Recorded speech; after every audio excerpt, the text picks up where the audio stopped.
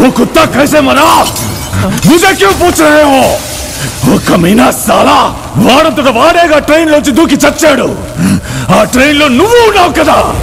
నన్ను చంపింది ఎవరో నాకు తెలియకూడదేగా. ఆ నా కొడుకు దూకి చచ్చాడు. ఇదే నా భార్య పరిస్థితి. నేను ఎవరి కేసు హ్యాండిల్ చేస్తున్నానో వాడే నా భార్య శరీరంలోకి ప్రవేశించాడు.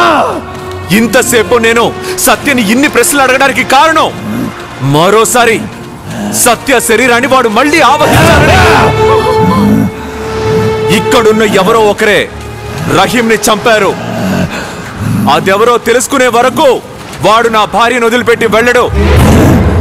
నన్ను చంపింది ఎవరో నాకు ఇప్పుడే తెలియాలి. హంతకుడు ఎవరని నేను చెప్తే వాడు నమ్మడు. నా భార్యని కాపాడడం కోసం నేను ఎవరి మీతో నింద మోపుతున్నాను అనుకుంటాడు. మీరుగా నిజం ఒప్పుకునేంత వరకు వాడు నా భార్యను వదిలిపెట్టి వెళ్ళడు.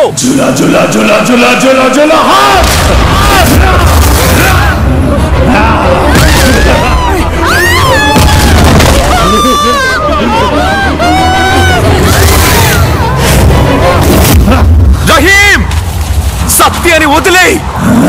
హంతకుడు ఎవరో నేను ఇక్కడే నిరూపిస్తాను.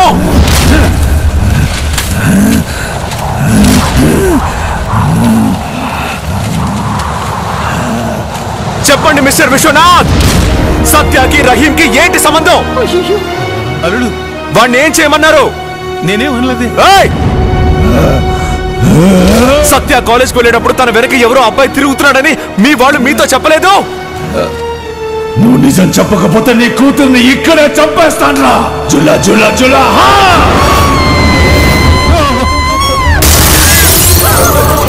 వద్దు.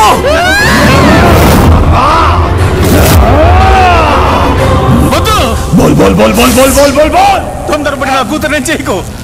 నా కూతురు వెంట పడుతున్న వాడి చేతులు కళ్ళు నరికి వాడిని నడవకుండా చేయమని తప్ప వాడిని చంపమని నేను చెప్పలేదు.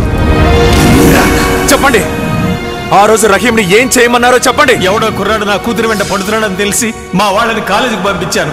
సత్య వెంట పడుతున్న కుర్రాడు కాలేజీకి వచ్చాడని తెలిసి ఈ వాచ్మెన్ మా వాళ్ళకి కబురు చేశాడు. ఈ కన్ఫ్యూషన్ లో ఉన్నప్పుడు ఒకరోజు రాత్రి మా ఇంటి ల్యాండ్ లైన్కి ఫోన్ వచ్చింది. అందులో నాకు వినిపించింది ఒక అబ్బాయి గొంతు. ఆ రోజు నాతో ఫోన్లో మాట్లాడింది వాచ్మెన్ చెప్పింది ఒకే అబ్బాయి గొంతు అని అనుకున్నాను. వాచ్మెన్ ఫోన్ చేసి చెప్పింది సత్యకి ఐప్యాడ్ ఇవ్వడానికి వచ్చిన రహీం గురించి. మీతో మాట్లాడింది నాతో చెప్పింది అలాగే చెప్పరా? సత్య అబ్బాయిని ఫోటో తీయడం చూసి ఈవిడ అతనే లవ్ చేస్తుందని అనుకున్నాను సార్. ఆ రోజు రాత్రి సత్య మొబైల్కి ఫోన్ చేసి అతని గురించి ఎంక్వైరీ చేయడానికి ట్రై చేశాను. నా గొంతు వినగానే నేను చెప్పేది ఏది వినిపించుకోకుండా నన్ను తిట్టేసి ఫోన్ స్విచ్ ఆఫ్ చేశాడు. కోపంలో నేను వాళ్ళ ఇంటి ల్యాండ్ లైన్కి ఫోన్ చేశాను. అప్పుడు ఆ ఫోన్ ఎత్తింది ఈయనే. సత్య, నేను చెప్పేది జాగ్రత్తగా విను. నువ్వు అనుకుంటున్నట్టు మీ నాన్న మన లవ్కి ఓకే చెప్పరు. సక్సెస్. శుక్రవారం సాయంత్రం కాలేజ్ అయిపోగానే నువ్వు నాతో వచ్చేయి. మనిద్దరం ఊరది లేచిపోయి ఏ గుళ్ళో అయినా పెళ్లి చేసుకుందాం. ఇద్దరికి పెళ్ళైపోతే మీ నాన్న మనల్ని ఏమీ చేయలేరు.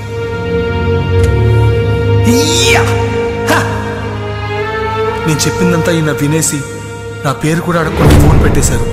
అప్పుడే నాకు అర్థమైంది నేను చెప్పిందంతా ఆయన పూర్తిగా నమ్మేశారని. ఎందుకు అలా చెప్పావు? నన్ను చెప్పుతో కొడతానని ఇంకొన్ని లవ్ చేసిన సత్యాన్ని, ఆ అబ్బాయిని ఈయన శిక్షించాలని ఆ పని చేశాను. కానీ అతన్ని డెఫినెట్ గా నేను చంపలేదు. చంపమని నేను చెప్పను లేదు. ముందు రహీంని ఏం చేయమన్నారో మీరు చెప్పండి. వాడికి ఏం జరిగిందో నేను చెప్తాను. వీడు ఫోన్లో చెప్పింది నిజమని నమ్మి నేను మా వాళ్ళని పిలిచి ఎంక్వైరీ చేశాను. ఎవరో బిర్యానీ చేసే కుర్రాడంట. బిర్యానీ చేసే కుర్రాడు నా కూతురు వెంట పడుతున్నాడా? మన సత్యం మా కుర్రాడిని ఫోటో తీయటం మేము చూసాం సార్. అమ్మగారికి తెలియకుండా మేము ఆవిడ ఐప్యాడ్ని తీసుకొచ్చాం. ఇందులో ఆ కుర్రాడి ఫోటో ఉంది, చూడండి సార్. వాడి మొహం చూడడం కూడా నాకు ఇష్టం లేదు. నా కూతురి వెంట పడుతున్న వాడికి జీవితంలో నడవకూడదు. వాడి చేతులు కళ్ళు విరిచి పారేయండి. ఇదిగో 2 లక్షల రూపాయలు. అలాగే ఇది ఎవరు చేశారో కూడా నాకు తెలియక్కర్లేదు.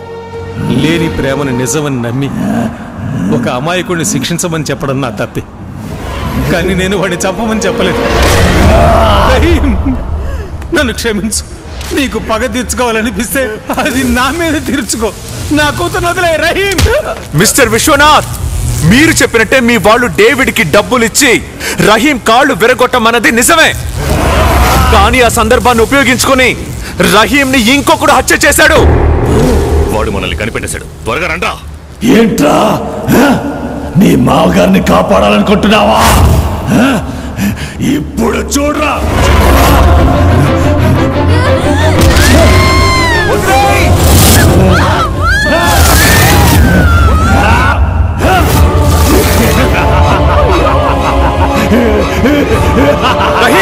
ఇక్కడి నుంచి దీన్ని ఇలాగే కిందకి సాయిస్తాను. నువ్వు తప్పు చేస్తున్నావు.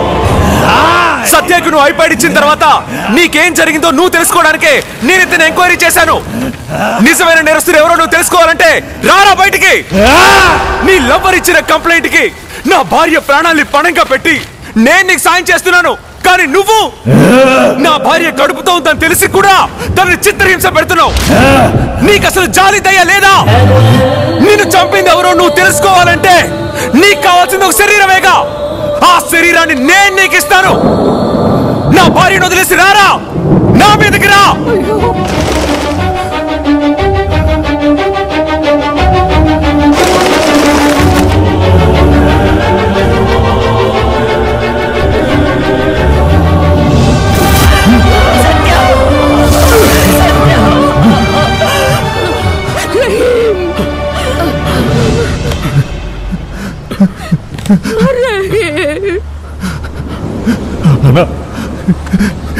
నా జీవితంలో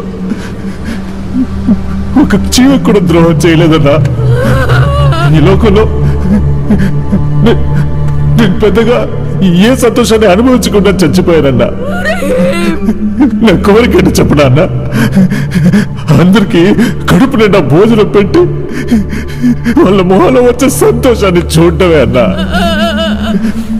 బతుకున్న మనుషులు తప్పు చేసేటప్పుడు చనిపోయిన ఆత్మని నేను నిజమేంటో తెలుసుకోవడానికి తప్పు చేయకూడదా అన్నా?